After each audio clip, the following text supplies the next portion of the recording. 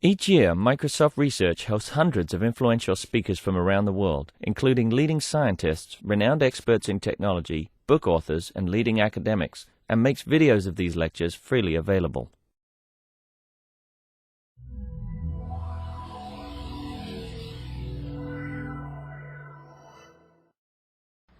So my name is Carrie Carajalios. I have run the Social Spaces group at University of Illinois in Urbana-Champaign, and what I'm going to be talking about today is voice. I've been reviewing a lot of grants and papers lately, and I've just been taking notes about the topics of these, and it turns out that in HCI and computer science, you get maybe about one audio paper for about every 30 text or video papers. And there seemed to be like this prevalence towards audio and text, or video and text, and this sort of abandoning of audio. And there are several theoretical reasons for this. One might be that video, you get this instant gratification. It's very fun to look at. Text, I mean, how many bloggers are in this room? How many people are participating in text channels? Email's very nice.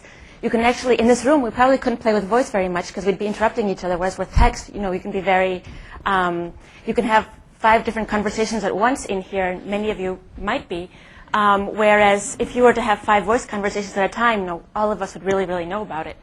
Other things to think about in text are, in audio are, well, how does audio affect video interfaces? So because of this lack of or this less predominant research in text areas, a lot of my work focuses on combining audio with graphics. So in this particular project that was done a while ago, what was happening here was you had a connection between spaces and showed silhouettes between people, but the audio actually affected the visualization.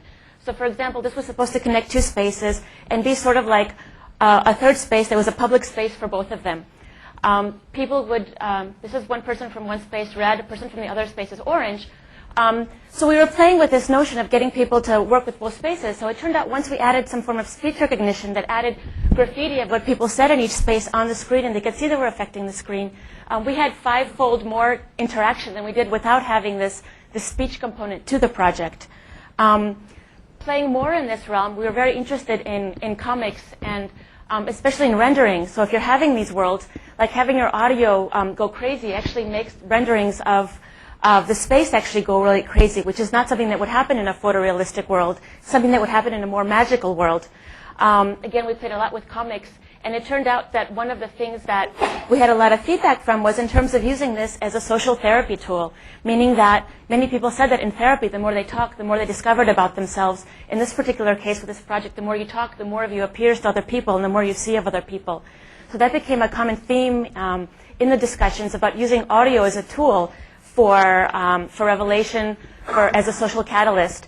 And basically today I want to talk about possible applications for audio and why we should look at it more closely. So things that I'm going to talk about are using audio to visualize remote communication, using audio to visualize co-located interaction for teaching, learning, for archival, and for personal expression. So in a paper that was done by Helen and Stornetta beyond being there, in terms of conversation, they mentioned several things, some of them being cue variety, feedback, message personalization, having communication channel, feeling the need to talk to someone because you can see this, turn taking, repaired, openings. And a lot of these things that go on in these channels, whether or not they're text or audio or even many times body language, you shake somebody's hand. So one of the things I want to stress, and in many ways it builds on to what Judith said earlier about signals, is, you know, how do you show these signals across in mediated spaces or in co-located spaces? So in terms of audio, I like a lot of the work that Bill Gaver has done, which he did a lot for Macintosh, or Apple rather. A lot of it, unfortunately, hasn't been permeated into our everyday use of technology. Other things to think about in terms of audio is that we have thousands of years more experience talking than we do typing. It comes much more naturally to us, and there's a lot more cues hidden when we speak than there are when we type. So similarly, I was talking to Jonathan yesterday, and just going back to sort of like media spaces and remote video communication, people often tend to just ignore the video channel after a while and just focus on conversation. This was a project that was done years ago, which was basically a graphical interface for speakerphone. And basically, just what I want to stress here is that, one, people talking wanted to have a physical object to focus their attention on because they didn't want to sort of talk to a disembodied voice. But two, just by seeing little things like one color is one person at one space, one color is another person, seeing conversational dominance, seeing turn-taking, being able to see these things actually sparks sort of a catalyst in the interaction. It makes you think about the interaction and lets you think about it afterwards as well.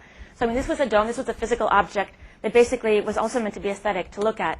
Going further, this was an interface that was used in a table for 4 people. So actually this one is called Conversation Clock, where actually it's 60 cycles each for 1 minute. So you actually see an hour's worth of time conversation overall with a group of 4 people.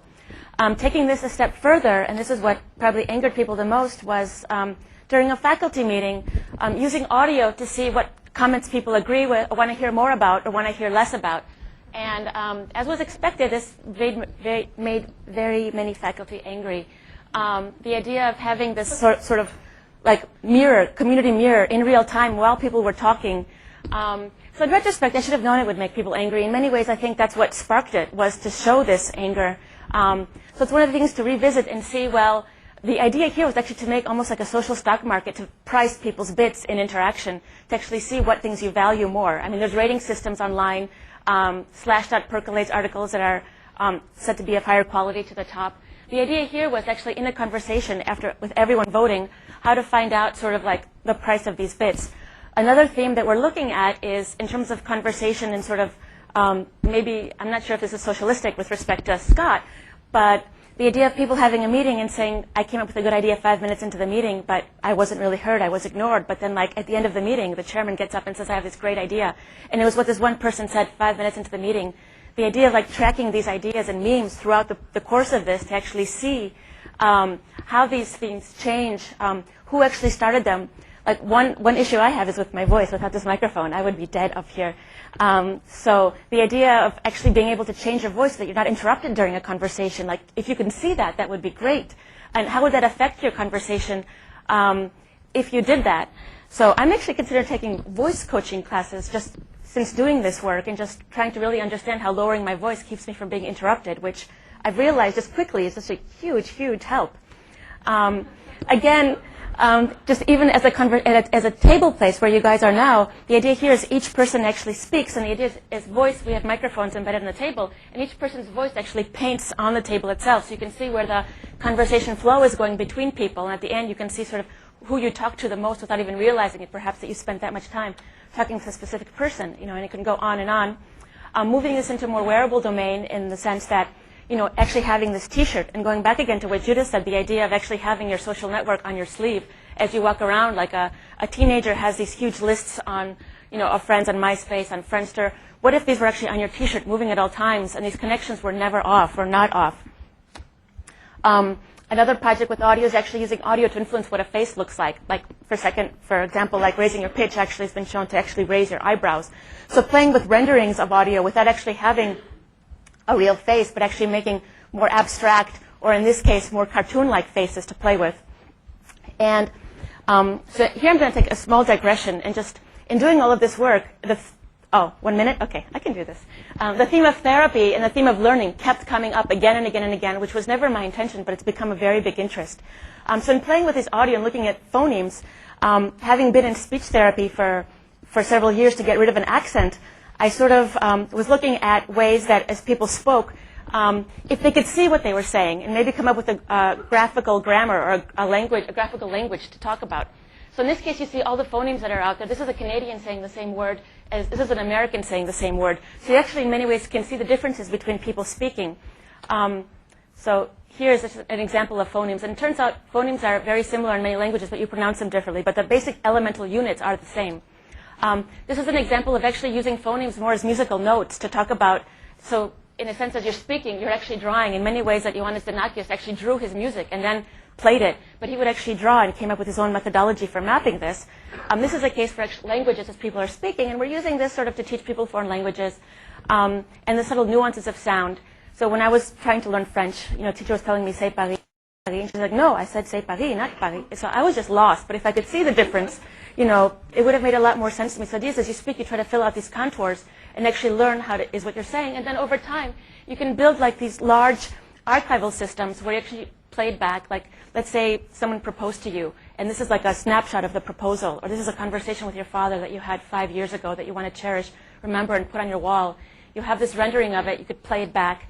And again, just to finalize and get onto probably the less interesting stuff is, in playing with phonemes, it turns out that one of the more interesting ways of dealing with audio is perhaps in the frequency domain and not so much in the time domain. But that's what we like to think about, and it's more intuitive to us.